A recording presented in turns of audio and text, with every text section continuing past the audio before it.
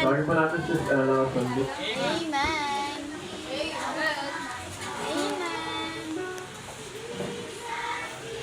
Do ate, lagi ko Amen. Sige,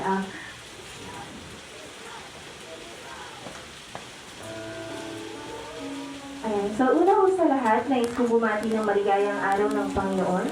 Isa nga ho pala ako sa mga anak niya na tulad niyang magpahanggang ngayon ay tumutugon. Tumutugon sa kanyang bawat salita at parangal na kahit ikaw ay dapat mo itong mapakinggan. Mayroon akong tanong na sa tulang to ay aking pinagtuunan ng pansin. At yun ay ang tanong na, sa iyong pagkatumbat pagkadapa, nabilang mo na ba kung ilang beses kang tumayo? Sa pagbagsak mo, ilang beses ka na bang kamuntikang sumuko? Ngunit tulad nyo, isa lang naman ang commitment na pinanghahawakan ko. At yun ay ang katagang, ano at ano man ang mangyari, hindi ko hahayaan na mawala ako sa gawain ni Kristo. Kaya ang tulang to ay pinamagitan ko pong paghayop. So, winning, visitation, and thanksgiving. Yan lang naman ang mga unang linyahan na nababasa natin, lalo na kapag nag-send mo ng announcement sa group chat natin. Kaliwat kanan, tuloy sa paghakbang. Paa at kamay sabay na gumagalaw, panibigay at sabay sambit ng katagang. Libreng babasahin po patungkol sa Diyos. God loves you. Hindi yan hintana ang ngiti sa ating mga mukha. Na sa bawat pag-abot ng kapirasong papel sa madla, hindi mapapantayan ng ngiti at saya na ating nadarama. Ngunit tunay na hindi palaging nasa maayos ka. Kapatid, huwag mong itanggi na sa iyong pamimigay ay minsan ka nating tinanggihan. Ngunit hayaan mong ipagpag ang iyong mga paa upang ipasa Diyos na lamang ang pagtanggi niya. Bakit ko nga ba nababanggit ang mga bagay na ito? Sa buhay kasi bilang isang Kristiyano, ito ay hindi biro. Marahil nakikilala mo ako bilang kuwela at mahilig tumawa. Marahil nandun ang mga matatamis ng ngiti at tawanan, ngunit kapag ministeryo na ang usapan, dapat marunong kang magseryoso at manindigan. Dahil sa bawat paghakbang, kaakibat nito ang salitang pangangalay, na mag-uudyok sa iyo para ikaw ay huminto. Sa pagpapatuloy mo, kaakibat nito ang salitang napapagod na ako, na magtutulak sa iyo para ikaw ay tuluyang sumuko. Ngunit ano nga bang sabi ng Diyos sa Biblia? Kapatid, kung napapagod ka na, pwede mo namang sabihin time first muna. Basta't ipasa Diyos na lamang, asahan mong bibigyan ka niya ng pahinga. Amen. Basta't huwag na huwag ka lang mawawala sa piling niya. Amen. On Matthew 11:28, come unto me, all ye that labor and are heavy laden, and I will give you rest. Amen. Natural lang manghina, mapagod, at dumating sa punto na akala mo wala ng Diyos na makikinig sa'yo. Na akala mo wala ng taong nandyan para sa'yo. Na akala mo wala ng rason niyang bawat paghakbang mo. Ngunit nais ng Diyos na sa atin ay ipaalala na ang lahat ng bagay dito sa mundo ay kanyang plano at kontrolado. Kaya kapatid, huwag ka nang mag-alala at huwag nang mangamba pa, sapagkat ang Diyos, siya ay tapat sa mga pangako niya, na sa bawat laban mo, asahan mong ipaglalaban ka niya. On Exodus 14:14, the Lord shall fight for you. Ipaglalaban ka ng Ama, yun ay kung tama at tapat ang puso natin sa Kanya.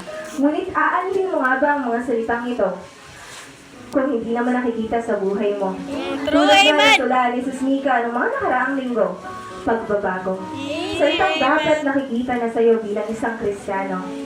Katuhang din ito ang tula ni Sis Jillian at Sis May noong mga nakaraan na pinamagatan nating panalangin. Kapatid, yung pagdarasal sana na walang tigil. Kasi sabi nga sa 1 Thessalonians 5:17, pray without ceasing. Nais ko lang din banggitin ang isa sa tula ni Sis Giselle. Ito ay isa sa mga tulang hindi ko malilimutan. Isa sa mga tulang ginamit siya ng Diyos upang maging dahilan kung bakit ako ngayon ay nasa inyong harapan. At iyon ay pinamagitan ko pundasyon ng ating buhay. Muli, sa patuloy na paghayo mo, asahan natin ang patong-patong na bato na siyang maaaring maging dahilan ng pagkadapa at pagbagsak mo. Kung ating titignan, napakaraming bato ang nagkalat sa daan. Hinalintulad ito sa dami ng dagok sa buhay. Ngunit at pagsubok na akala mo'y wala ng katapusan, ngunit nais pa din ng Diyos na ipaalala ang katagang, what a faithful God have I. On 2 Thessalonians chapter 3 verse 3, but the Lord is faithful, who shall establish you and keep you from evil. Ang Diyos kahit kailan hindi nagsinungaling. Dahil kapag sinabi niyang mahal ka niya, yan ay totoo at walang daya. Kung kaya't mahalin din natin siya. Gaya nga ng sinabi sa 1 John 4:19, we love Him because He first loved us.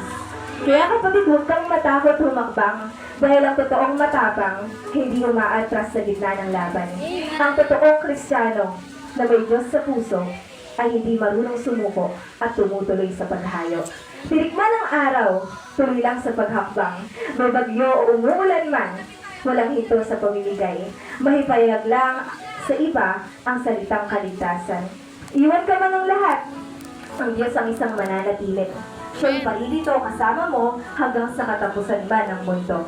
Remember on Matthew 28:20, and lo, I am with you always, even unto the end of the world. Sa kalagitnaan ng paghakbang sa ilalim ng matirik na araw, bagyo man o ulan ng kalaban, walang makakapigil kahit na sino man. At para sa mga naglalitrahan at nagwawapuhang mga bisitang naririto, nais ko lamang pong sambitin sa inyo na huwag po tayong matakot humakbang, sumugal at piliin ang kaligtasan sa atin na ipatagal ng naghihintay. Kaya kung ako po sa inyo, piliin mo ng kaligtasan para sa iyo. At alinsunod ang pagsunod sa tubig ng bautismo. Dahil sabi nga po sa aklat ng Marcos, Kapitulo 16, versikulo 16, ang sino mang sumasampalataya ay dapat mabautismohan. Datapwat, ang hindi sumasampalataya ay parulusahan. O hindi ito ang makapagliligtas sa iyo, pero nais kong alalahanin mong ito ang unang hakbang upang magpakumbaba kay Kristo. Mga mahal, huling tanong na lang, kailan mo ba naranasang pahalagahan? Nais mo bang maranasang ikaw naman ang piliin?